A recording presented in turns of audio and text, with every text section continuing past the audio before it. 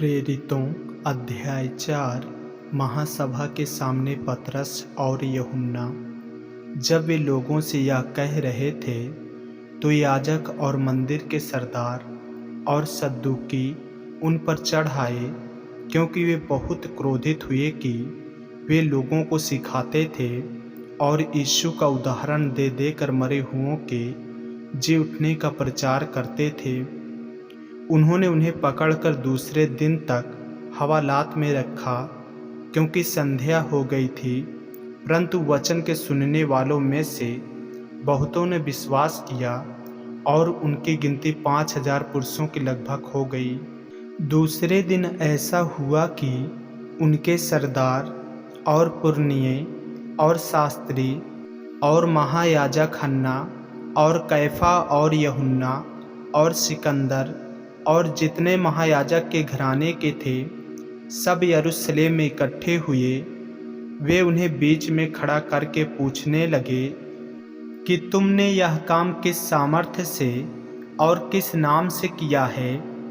तब पतरस ने पवित्र आत्मा से परिपूर्ण होकर उनसे कहा, हे लोगों के सरदारों और पुरनियों, इस दुर्बल मनुष्य के साथ जो भलाई की गई है, यदि आज हमसे उसके विषय में पूछताछ की जाती है कि वह कैसे अच्छा हुआ, तो तुम सब और सारे इस्राएली लोग जान लें कि यीशु मसीह नासरी के नाम से, जिसे तुमने क्रूस पर चढ़ाया और परमेश्वर ने मरे हुओं में से जिलाया, यह मनुष्य तुम्हारे सामने भला चंगा खड़ा है।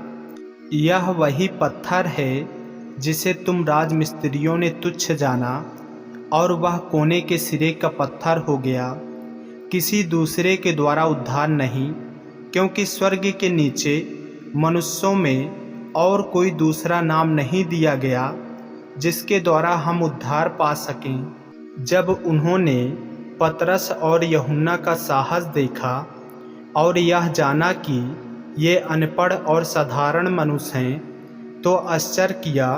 फिर उनको पहचाना कि ये यीशु के साथ रहे हैं। उस मनुष्य को जो अच्छा हुआ था, उनके साथ खड़े देखकर वे विरोध में कुछ न कह सके, परंतु उन्हें सभा के बाहर जाने की आज्ञा देकर वे आपस में विचार करने लगे, हम इन मनुष्यों के साथ क्या करें, क्योंकि यरूशलेम के सब रहने वालों पर प्रकट है कि इनके द्वारा एक प्रसिद्ध चिन्ह दिखाया गया है और हम उसका इनकार नहीं कर सकते, परंतु इसलिए कि यह बात लोगों में और अधिक फैल न जाए, हम उन्हें धमकाएं कि वे इस नाम से फिर किसी मनुष्य से बातें न करें। तब उन्हें बुलाया और चेतावनी देकर यह कहा, यीशु के नाम से कुछ भी न बोलना और न सिखाना। परंतु पतरस और यूहन्ना ने उनको उत्तर दिया, तुम ही न्याय करो। क्या यह परमेश्वर के निकट भला है कि हम परमेश्वर की बात से बढ़कर तुम्हारी बात माने? क्योंकि यह तो हमसे हो नहीं सकता कि जो हमने देखा और सुना है वह न कहें। तब उन्होंने उनको और धमका कर छोड़ दिया, क्योंकि लोगों के कारण उन्हें दंड देने का कोई दांव नहीं मिला, इसलिए कि जो घटना हुई थी उसके कारण सब लोग परमेश्वर की बड़ाई करते थे। वह मनुष्य जिस पर यह चंगा करने का चिन्ह दिखाया गया था, 40 वर्ष से अधिक आयु का था। विश्वासियों की प्रार्थना। वे छूटकर अपने साथियों के पास आए, और जो कुछ प्रधान याजकों और पुरनियों ने उनसे कहा था उनको सुना दिया। यह सुनकर उन्होंने एक चित्त होकर ऊंचे शब्द से परमेश्वर से कहा, हे स्वामी, तू वही है जिसने स्वर्ग और पृथ्वी और समुद्र और जो कुछ उनमें है बनाया।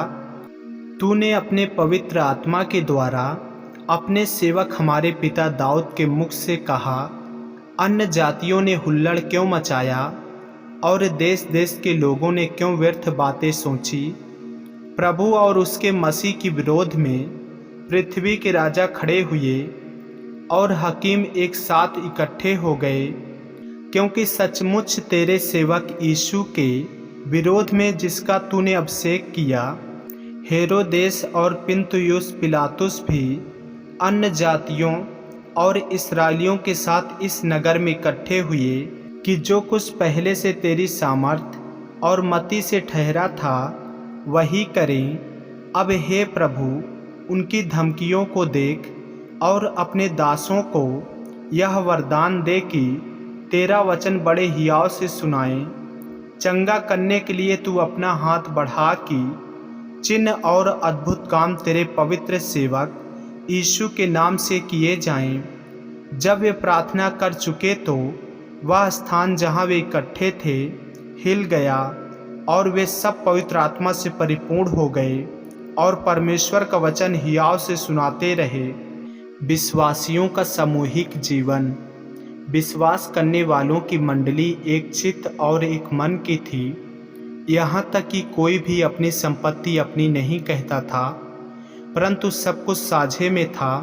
प्रेरित बड़ी सामर्थ्य से प्रभु की जी उठने की गवाही देते रहे और उन सब पर बड़ा अनुग्रह था।